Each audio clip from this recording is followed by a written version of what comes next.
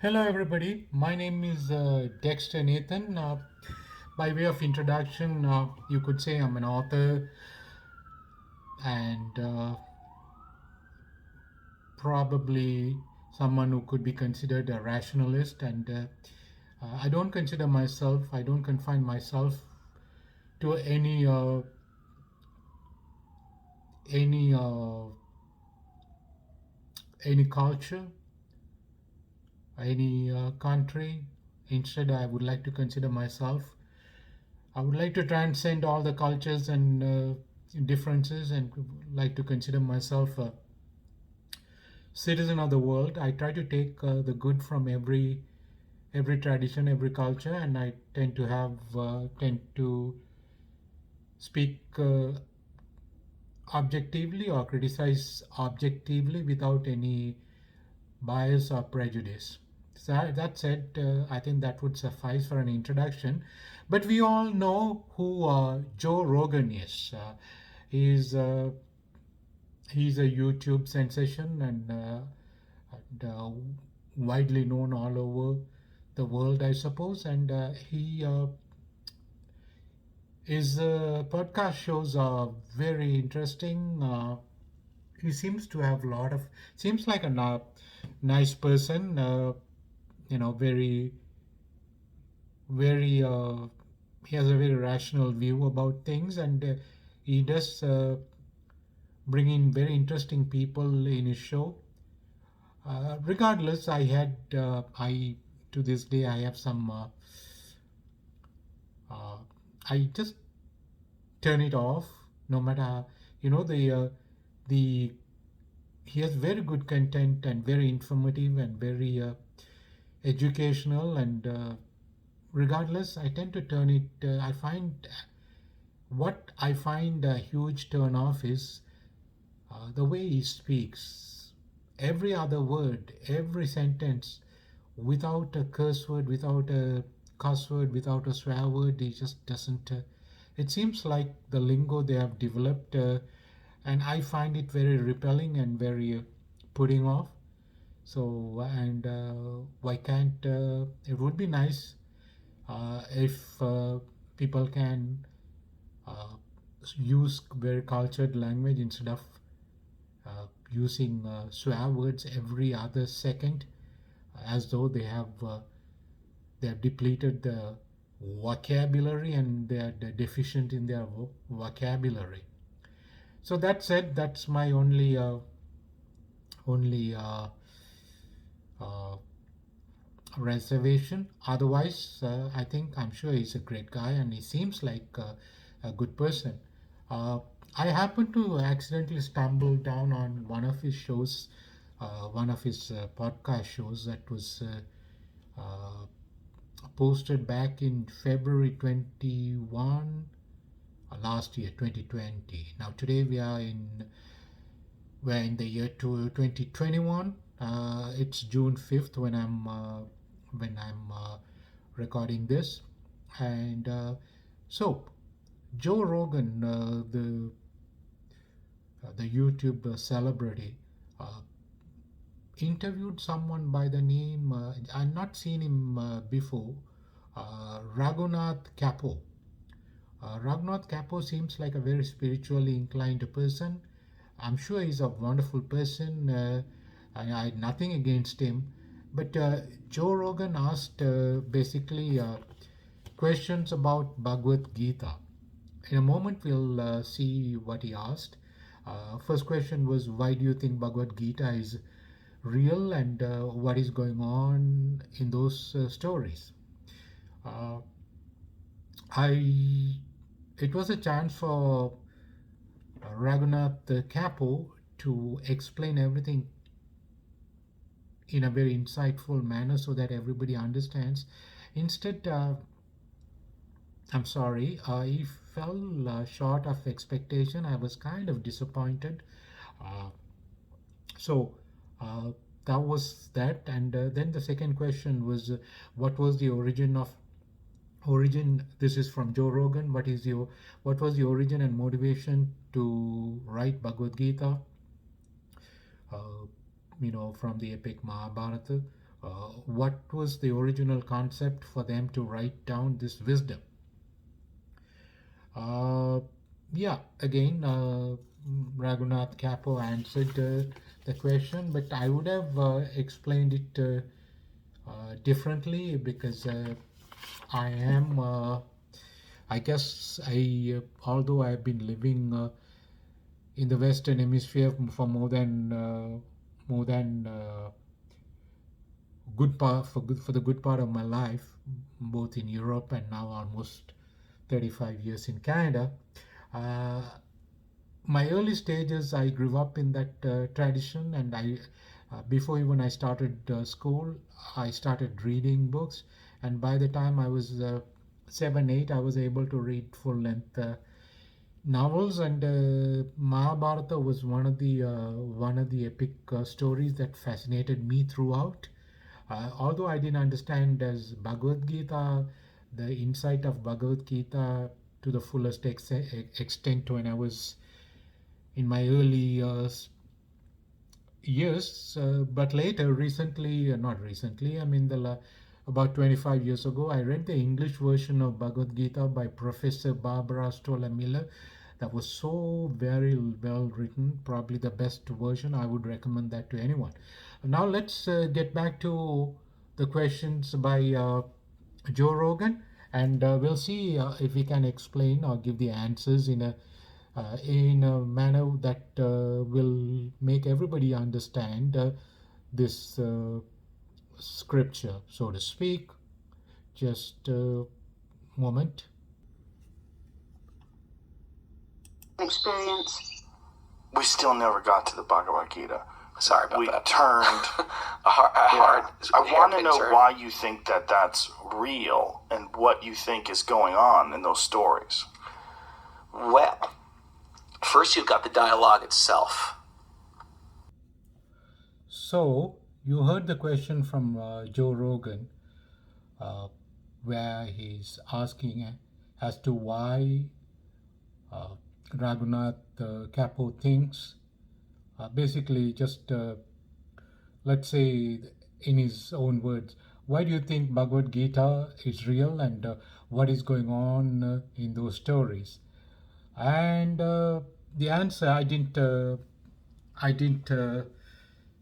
I mean, you can look it up on YouTube. Just if you punch in or if you type Joe Rogan with Raghunath Kapo on Bhagavad Gita, or Joe Rogan questions Bhagavad Gita, or whatever, it'll pop up. And the answer, if you see, it's kind of, I expected a more elucidatory answer explaining things. Instead, this gentleman, is giving some Sanskrit phrases and trying to translate, but it just doesn't seem to answer the question directly. The question Joe Rogan asked. Let me see if I can address the areas that need to be focused on this in order to answer this question. Bhagavad Gita is, as you know, is most of you might know, is part of a mythology that was originally said to have written by someone by the name Vyasa, a hermit, a yogi, and who lived before the Western Judaic and Christianity and Islamic religions came into existence. This is way before all these Western religions came into being. According to the good book or the Bible, the Lord Almighty or the God Almighty created the world and all living species in the year 3 before Christ, 3004. So add the age of Jesus Christ, and the world was created exactly 5025 years ago. Now, if you look at evidence, archaeological evidence, uh, epigenetics, and the others. There's so many other inscriptions and so on coming from the Indian subcontinent.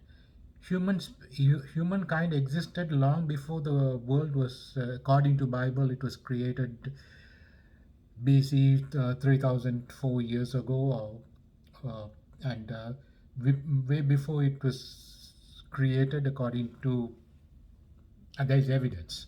If you're looking for evidence, I suggest that you look up Indian scientist who lives in United States. He has an expertise in many different areas. He's a he has a doctorate in electrical engineering, and he's a computer in computer areas. He has skills and expertise in diverse areas. So he talks extensively about archaeology. His name is Raj Vedam. He talks about the evidence, the archaeological evidence, the epigenetics. Epigenetics seems to suggest that human existence uh, in the Indian subcontinent was there 85,000 years ago. And according to the good book or the Bible, the world was only created 6,025 years ago. So now that in itself is a contradiction if you're looking for evidence, but also the biblical. I mean, religion is a big powerhouse. It appeals to the insecurities of mankind, and it addresses the unknown with neurotic superstition. And it just, especially the Western religions, it wants you to. It doesn't give you. It doesn't talk about evidence, but it talks about faith. If you have faith, you will understand. Do not talk about evidence. But in the Eastern tradition, like the Hinduism, I mean, the term itself has connotations. Uh, it was not Hinduism by when these scriptures were written or the texts were written.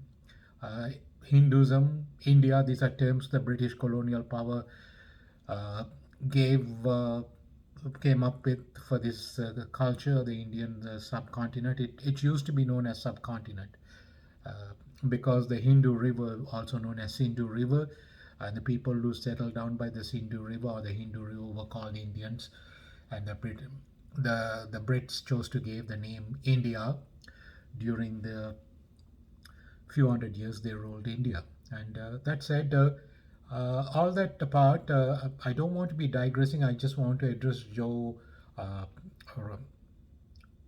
uh, Joe Rogan's question, uh, which is so he's asking whether it is real and what was going on in these stories. And the answer would be Bhagavad Gita was written by a sage, a hermit, by the name Vyasa. Later, he acquired the moniker Veda Vyasa. Vedas are the four Vedas, and they say the Vedas are namely Rig, Yajur, Sama, Atharva, written by the Brahminic gurus or the temple. You know, in a moment we'll get into that. This is going to be very lengthy. I'm trying to make it as concise as possible. It's almost, I find it so difficult because I cannot, I don't know what to, when you live out certain areas, it's, you have to give a well-rounded answer. So anyway, India has a caste system. It's based on the occupations of communities. So what are the caste systems? Uh, the people who devote their life in religious service or in the service of God, they are known as Brahmins, and they call them that community. They call themselves Brahmins. They are actually, according to archaeology, they were settlers in India. They came from, they call themselves uh, connected to the Aryan, and the southern Indians are known as uh, the real Indians. They were the native Indians, the dark skinned. The Aryans, The Brahmins are, most of them are, uh, lighter complexioned. So, anyways, they are the ones who wrote all these Vedas and Upanishads and you name it, all the wisdom that's given to mankind in that part of the world. I mean, religion, in essence, all religions have a great deal of flaws, but all religions also have a great deal of wisdom for the mankind to regulate the human behavior. But in the name of God, so the fear is inculcated in the minds. In the name of God, people are neurotic. People want to believe in something that they don't understand. So, in their neurotic desperation, this is, I mean, God is a concept that's born out of human insight. It exists in the human thinking, but they project this insight, this concept, into the material world, right? And so this, it is easy to create a god and say there is a supernatural being that's overseeing our actions and determines the merits of our actions and keeps the heaven gates open for us, where there is nothing but pleasure and happiness in that realm. And then the negative force that opposed this divine force is called the Satan. Satan has another path. He keeps the doors of hell opened. So is the opponent of the God. So these are, in a sense, these ideas were probably the ideas in the human history that was in the most successful ways uh, sold to humankind, and people bought it, and to this day people believe in these ideas.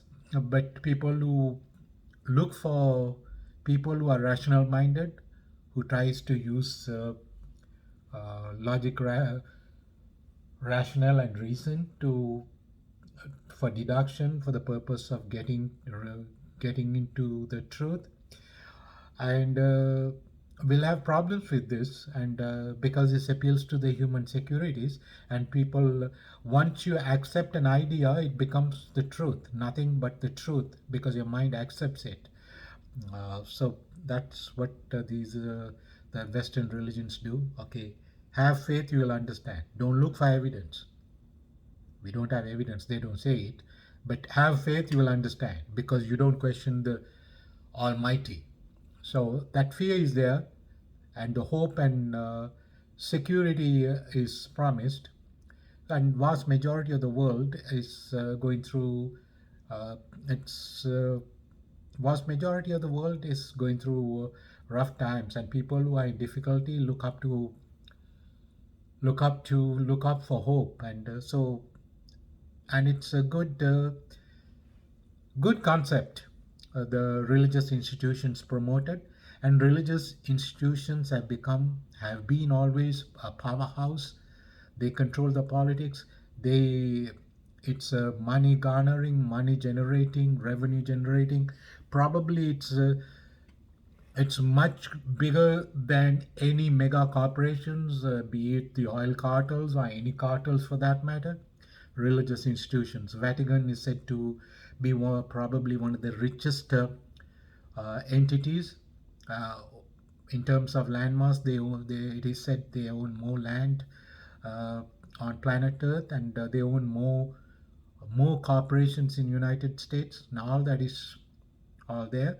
I've got to be a little careful about what I'm saying, and I don't want to be earning the wrath. And there are people who, it takes all kinds to make up this world, and the vast majority, the collective consciousness. In essence, I will suggest to you, what is God? It is nothing but collective consciousness. What is money? It is a representation, it's a manifestation of the collective consciousness. What is our democratic system, the ballot system where you elect a leader? It is nothing but a collective consciousness manifested See, we in the ballot paper we indicate who we want, who we think it would be an ideal leader. Collectively, when we come together, the collective consciousness gives power to this total non-entity or someone who is an ordinary person, and henceforth he becomes a very powerful person, a ruling a leader. So money is another aspect of collective consciousness. Corporations from behind, they rule the world governments. Without mega corporations, no leader would get elected. Without lobbies, without money being pumped into the respective political parties who they deem is going to be conducive for their operations, they pump their money. So all that is collective consciousness. What is collective consciousness? In a sense, Bhagavad Gita, will come to Bhagavad Gita, it talks about it. Now, collective consciousness, in the 6th century, there was a spiritual teacher by the name Adi Shankara. He talks about collective consciousness, and uh, in that he says the entire universe is like a vast ocean that's so powerful. Ocean, even when Mother Nature blows in full fury, it can be cyclone, it can be anything, it can be the ocean. Ocean can destroy lands and cities and countries. So ocean is very powerful. It can take over the land. But the ocean water, if you take one droplet of water, bring it home, that water droplet it doesn't have the power of the ocean. In no time it will evaporate. But it takes quadrillion, trillion, infinite number of water droplets to come together to make up the ocean. As an individual droplet, it doesn't have the power of the ocean. But take the same water droplet and throw it in the ocean, it becomes the ocean. It uh, it becomes, in a sense, self-effacing. It becomes part of the ocean, loses the identity as an individual water droplet. So Adi Shankara compared this to the individual human beings and the the divinity that we choose to call God. So we are like the individual water droplets. Collectively, it is we who become, our collective consciousness becomes God. God, even in the Hindu tradition, in the Western tradition, look for God outside. Hindu traditions, the philosophies look for the God inside. Look nowhere but it's deep inside. So that's why there's so much emphasis on meditation, silencing your mind, going deep inside of yourself, because there is a divine aspect in all of us as tiny water droplets. This way back, I think in the 5th or 6th century, Adi Shankara alluded to this and in his teachings. Right, and the other thing is, I remember when I was a young lad, 18-year-old, I Bruce Lee was is I mean, Bruce Lee at the time, it was big. Movies like Enter the Dragon came out, phenomenal. Bruce Lee was everything. Arts frenzy. Bruce Lee was a legend, and all the young people, Bruce Lee is Bruce Lee, and he's just everybody wanted to uh, be like Bruce Lee and study martial arts.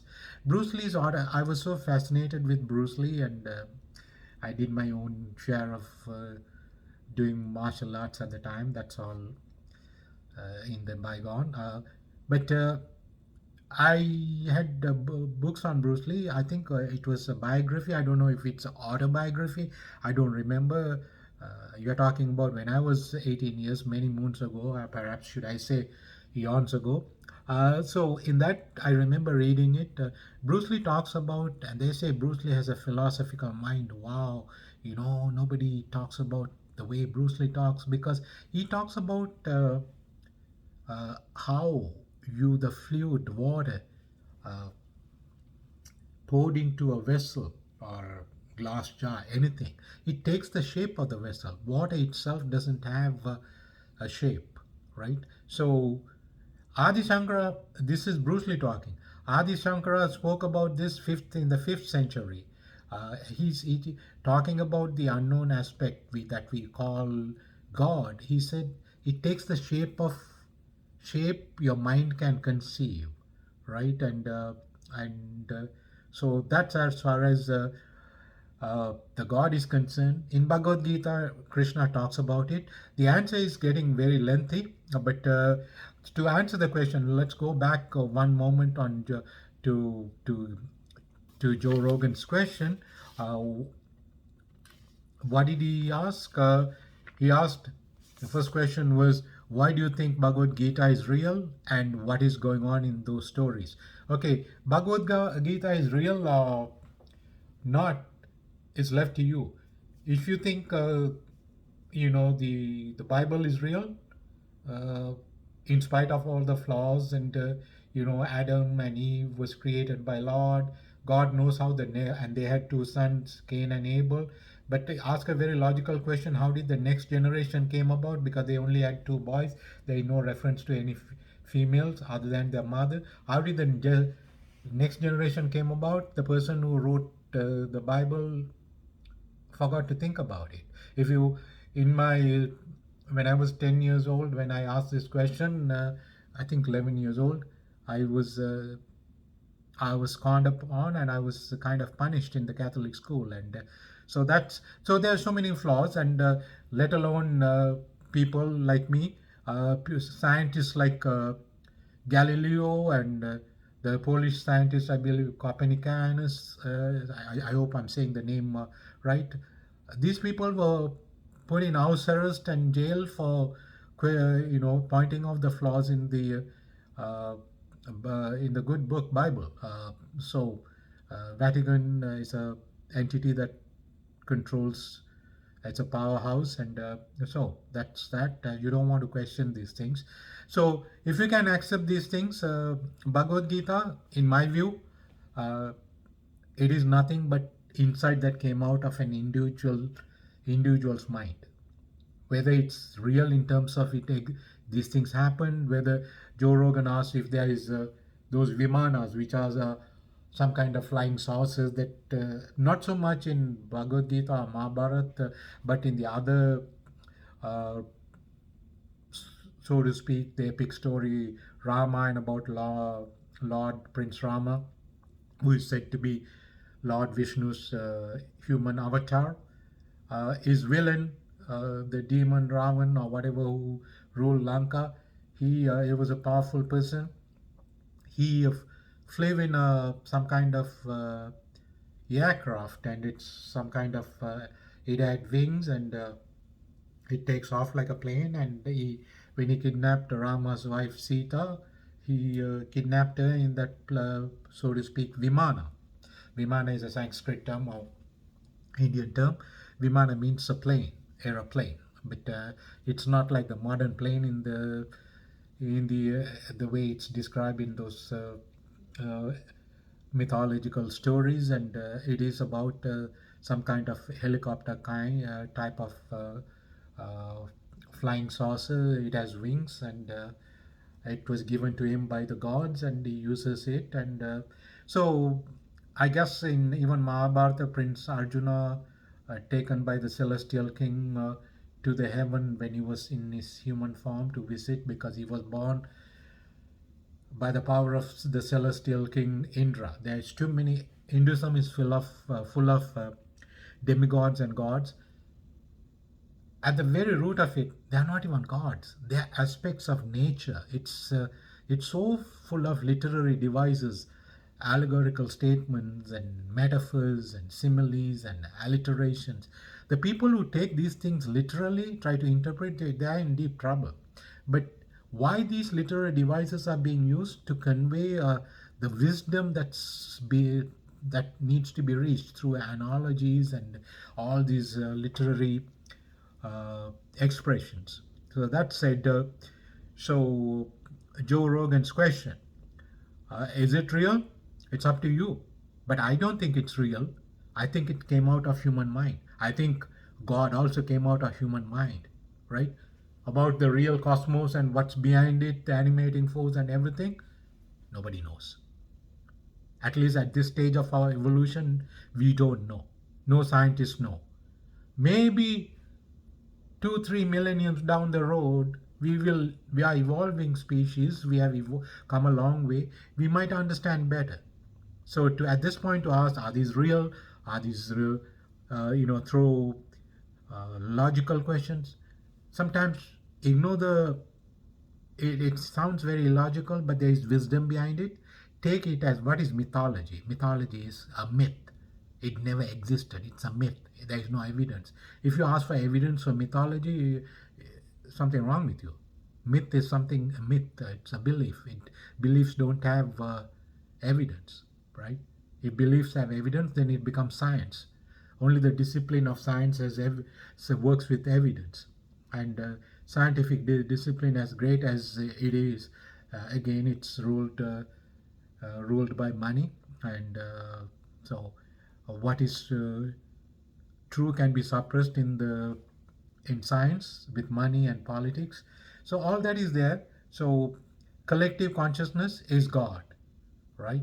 Money, there is an Eastern saying, money is, I suppose in the native tongue it goes like, money is God's sibling. Money rules the world. Money itself, it's our collective consciousness. Ballot paper is electing a leader, it's our collective consciousness. God is our collective consciousness. These are ideas and concepts. So we got to be careful, and because we cannot find answers to everything. Largely, when you talk about the unknown, it's better to leave the unknown to the unknown. By that I mean the unknown aspects, leave it to the unknown realm, right? Don't try to understand with your limited human capacity. In human terms, you'll never understand. Get the wisdom. If it's helpful, take it. If it's not, reject it. We are free thinking species. We have the ability to think freely, and so there is no question there. And as to whether this is real or imagined, it's probably imagined, more likely imagined. But this imagination is insightful imagination to teach the mankind something that they needed to regulate their behavior with what is called Dharma. Dharma is a Sanskrit term. It is used loosely translated as appropriate behavior. Appropriate behavior will vary from time to time, depending on the context. What is appropriate behavior? And another better way to describe it is righteous behavior. What is good for the collective well-being of mankind? That's what's the righteous behavior. What eliminates the suffering of humankind? That's what is Dharma. So, what is Dharma in a Warfront or in a situation where there is, in the war times, Dharma is different. A soldier is expected to destroy the enemy. It's not murder. The enemy nations would destroy one another, unleashing, I guess, dropping the internecine weapons such as bombs, killing hundreds of thousands, if not millions. But then at that time, it's not considered mass murder. But if you kill somebody just outside on the street because he did something to you, or just because your neighbor had a dispute, you go kill, it is murder. You will be facing the consequences. So, but if you kill millions of people bombing somebody at the times of war, no, it's perfectly fine. That's the Dharma. And again, history is a strange thing. There is what we study as history is it's a form of journalism. It talks about the people who write than what they write about. Uh, so the winning side, the winners, get to determine what's the appropriate behavior or dharma is. Uh, there's always two sides to more stories, and sometimes more than two sides. For instance, the Second World War, it just extensively claimed the Allied forces won, but they never give due credit to the Russians who sacrificed so much in terms of human life, and it would be hard to imagine if the Allied forces would have defeated Hitler's Nazi forces without the Russians. Russians suffered more, but the Western uh, English American uh, of political powers just you know they they teach a perspective. Their history books in school, we learned it. It glorify uh, the British American allied forces. Anyways, so that's as far as Dharma goes. So much more we can talk about it. In Bhagavad Gita, what Krishna talks about, he every every Western religion, namely Judaism, Christianity, Islam, talks about the opposite polarities, God and Satan, the positive and negative. Bhagavad Gita, Krishna says, I'm one and the same. It's like two sides of the coin. It's up to you to decide which side of the coin you're going to embrace. And at one point, Krishna's Arjuna, the warrior prince who refuses to fight. Why? Not out of fear, but out of human compassion. Now he has to fight for his part of the kingdom he and his four brothers ruled, which was deceitfully uh, taken over by his cousin brothers, who are said to be the evil brothers coming from the same dynasty. And those cousin brothers, there are hundred of them, and Arjuna has four brothers. There are five of them. The war is between these two. It's in a way it's the enmity between the same blood, or cousins. The entire country that was under Arjuna's older brother and the kingdom, the part of the kingdom now serving the other side, and these people are there in the battlefront, and Arjuna is put in a position to destroy, kill them. Arjuna said, "Why should I kill them? What harm did they mean to me? These are folks who loved me once. I have my teachers, my gurus on the opposite side because they are serving the government, the ruling government. Right now, they owe their allegiance to the reigning government. They have become our enemies. But in order to claim our part of the kingdom, we have to kill these folks for what? These are innocent soldiers who had nothing to do with our differences. And they have children at home, they have wives at home, and their wives will become widows, their children will have no father. I am not going to fight. Arjuna, who was said to be a renowned warrior, who had seen many a battle and defeated indomitable enemies, suddenly acts like a coward, not out of fear, out of compassion, because he was a good human being. At which time Krishna intervenes and imparts Bhagavad Gita, uh, the the hidden meaning of life, why we are born. We One day we exit this body. The soul never dies. It takes birth. It'll take another body. Now the Western traditions don't buy this notion, but the Eastern traditions, be it Buddhism or Hinduism, talks extensively about. It's based on rebirth. Soul never dies. This animating force that does the talkings, thinking, and deducing, interpreting, and holding opinions for and against. At the time of death, this animating force, everything is there. The brain that did the thinking is there, the body is there, but the animating force is there. But the brain was just an equipment, a corporeal equipment. So there was an incorporeal aspect that's known as the mind, and then another part of that is the will, the individual, the soul.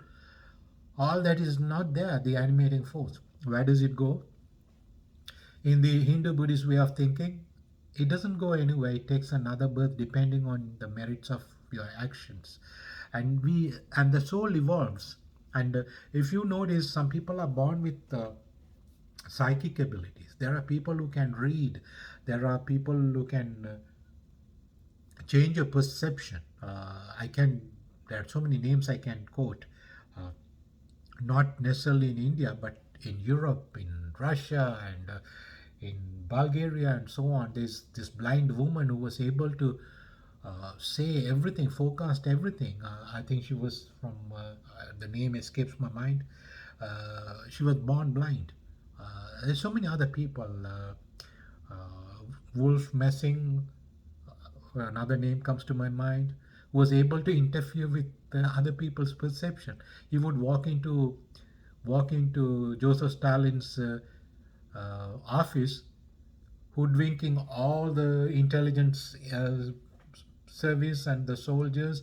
Nobody can enter Joseph Stalin's place, they say, but he entered because because he said something derogatory about Hitler. Joseph Stalin, a ruthless leader, said, I would like to meet this guy openly. And he took the invitation and he traveled there and went into, without even being received by Joseph Stalin, he just went into his private chambers directly. He said, how did you do this? And he was able to change the perception of the people. When he was coming in, the people who were the guards and everybody, to them, it is said, he looked like Joseph Stalin. So everybody allowed him, it's Joseph Stalin, because he was able to interfere with their perception. How? So it just as funny as it sounds, there's so many people. What is it that they have that we don't have? Intelligence itself is a very vague term. 25 years ago, a Canadian scientist classified intelligence into 7 different groups. I don't want to get into that, it's too much. We only talk about, even the IQ is a very ill-founded concept because it only measures the mathematical aptitude. It based on the mathematical aptitude. It doesn't measure the EQ. Now we have EQ, emotional quotient. IQ is intelligence quotient. Anyway, all that is there. There's so many other kinds of intelligence. Someone who cannot do good in academics in school could do very well in carpentry, or he could become a great electrician, amazing mechanic. That's a different kind of intelligence. He could be a great baseball player. It takes a certain kind of intelligence to calculate the speed of the ball, the angle of the ball. It's all mathematics. Within a micro millisecond, it calculates. That's a different kind of, these are the different kinds of intelligence. So we may all talk like we are human beings, we are equals, but mankind is created equal. I don't buy that. Mankind have the same emotions, same frailties, same human frailties. That's mankind. Pain, pleasure, hate, love, all these human frailties. But no two people are equal. We may look like, okay, right? We may have a conversation on common grounds, but our level of understanding, our perceptions, the way we look at things, that's why we have opinions. Like Gautama Buddha said, that's part of being human. Having opinions for and against is the disease of the human mind. Anyway, we're delving into a different area. So, to answer the first question of Joe Rogan, Krishna says is both Arjuna's question, who are you? Are you God? Are you who? I only know you as my friend, my relative, my counsel at times, and my closest ally. He says, amazed, his answer runs into pages. He says, I am, in short, he talks about the opposite polarities. I am the pain and pleasure. I am the good and bad. I am for and against in a given situation. I am the darkness and light. I am the flame of the sun. I am the soothing effect of the moon. I am I am the question. I am the answer. It goes into pages, runs into pages, and finally he says, "I'm Arjuna. I'm also Krishna, and I'm also Vyasa, who is behind all this." So, and in the end, summing it up, he says, "I'm all encompassing, universal, a universal cosmic intelligence, the animating force of the universe, the intelligence that animates this universe. That's what I am. I am not God, I am not Satan. If you conceive me as divine, I respond to you as divine. If you conceive me as diabolic, I respond to you likewise as Satan. Both Satan and God, they are two sides of me. And and see, if you conceive me, I will come to you the way you would conceive me in your mind. I think Shakespeare pretty much nailed it in his own words. He said, "Beauty is in the eye. Beauty is in the eye of the beholder." So it's the same thing here. Krishna didn't use Shakespearean language, but he said, "What you conceive, I will come to you as that." Like Adi Shankara said, water, liquid. It takes the shape of the vessel you put in. You put it in a test tube, it looks like the test tube. If you put it into a bottle, it looks like the bottle. If you put it into a pan, it looks like pan. Takes the shape of the pan. And Bruce Lee, in his own words, he talks about this many. I don't know, it's a biography or autobiography, whatever. The ages ago I read that. So that's about God. That's what Krishna we see. So Joe Rogan's question: why do you think Bhagavad Gita is real? What is going on in those stories? This is what is going on in this story. Whether it's real or imagined, it's probably imagined, but it's an insightful imagination created by an author to convey the wisdom that most of us would not understand in his own way, creating the God incarnate Krishna, Arjuna. Whether these characters ever lived in the mythological times, I cannot prove it, you cannot prove it. I like to think it's just insightful imagination. So you be the judge. Uh, we cannot discount everything. We cannot scoff and scorn at anything. What we need to take is the wisdom from all the traditions. I think that would answer the first question. We'll look into the second question in the next episode. This is almost 48 minutes. Thank you for listening.